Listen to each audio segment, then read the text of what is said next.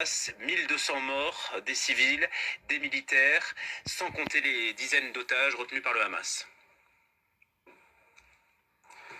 Vous savez, après les tragédies de la Seconde Guerre mondiale, y compris l'Holocauste, on a mis en place des règles. Ces règles s'appliquent quelle que soit la religion, quelle que soit l'origine, quelle que soit la race des victimes. Nous croyons en ces règles. Nous croyons en la protection de tous les civils. Il y a ceux qui disent qu'on ne peut pas condamner ce qu'Israël est en train de faire, de peur que cela apparaisse comme légitimant ce que le Hamas a fait. Et donc, sur cette logique, j'aurais peur d'apparaître comme légitimant ce qu'Israël a fait avant le 7 octobre, pendant des décennies, et ce qu'Israël est en train de faire depuis le 7 octobre. Mais nous venons ici pour parler de mettre fin au meurtre, de mettre fin aux violations du droit, de paix, alors que les officiels israéliens viennent sur les plateaux expliquer qu'eux ont un droit de tuer, qu'il leur est propre, qu'il leur est absolu, qu'il leur est exclusif.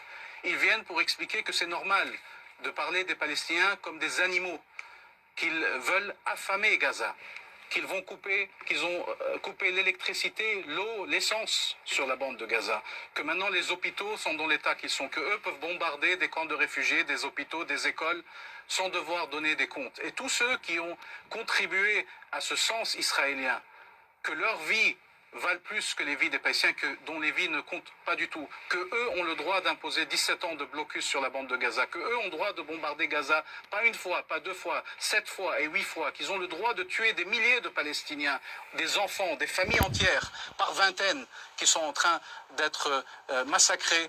Tous ceux qui ont contribué à ce sentiment israélien se montrent complices de la réalité que vit notre peuple depuis des décennies, et surtout pendant les 3 derniers jours.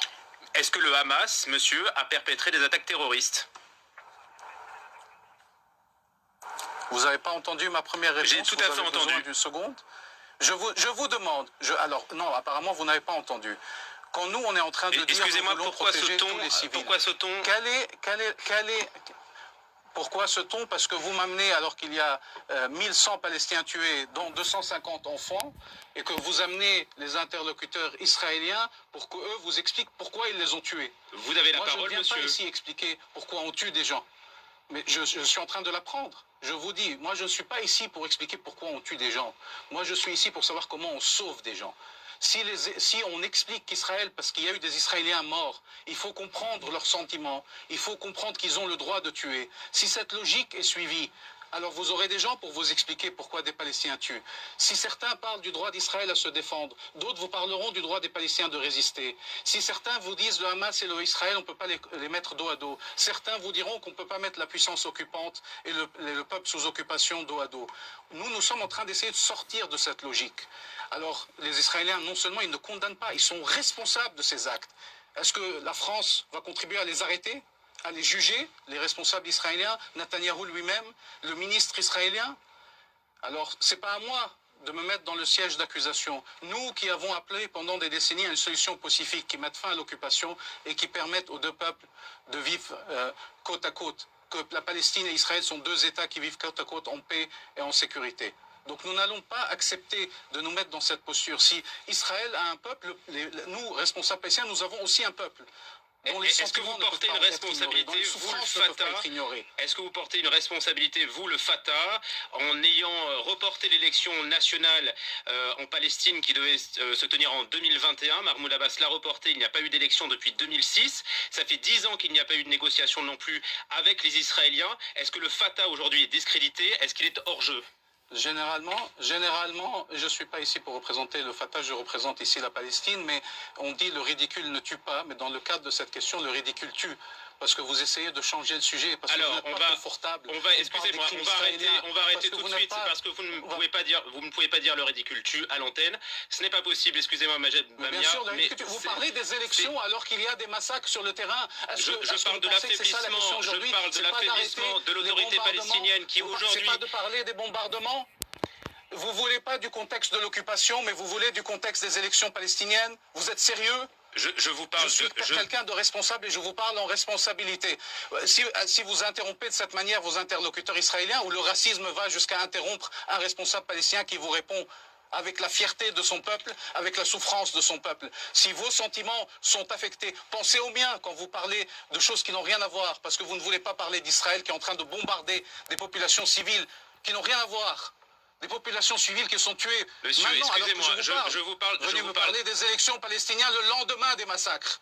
Jusqu'à ce qu'on arrête les massacres. Excusez-moi, monsieur, je vous parle de politique, je vous parle de l'affaiblissement du Fatah, de l'autorité palestinienne, qui aujourd'hui n'est plus sur Gaza. Comment est-ce que vous expliquez cet affaiblissement-là? Est-ce que vous voulez continuer la discussion? Est-ce que vous voulez qu'on mette fin à cette interview?